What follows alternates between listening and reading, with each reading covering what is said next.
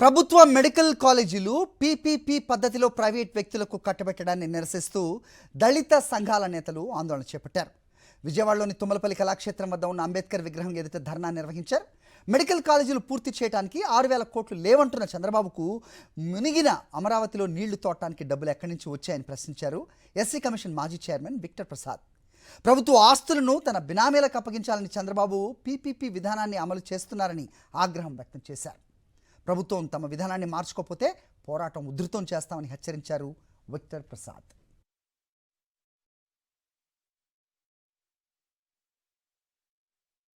ఈ రోజున 6,000 కోట్లు ఎక్కడే అంటున్నారు. నేను ఒకటే ప్రశ్నిస్తున్నాను చంద్రబాబు నాయుడు, మరి అమరావతిలో మునిగిపోయిన అమరావతిని నీళ్లు తోడతానికి మీ డబ్బులు ఎక్కడ వచ్చినాయి? ఈ 16 నెలల్లో మీరు చేసినట్టు 1,65,000 కోట్లు, ఆ డబ్బులు ఏం చేశారు మీరు? వాటిలో 6,000 మీ దగ్గర లేవా?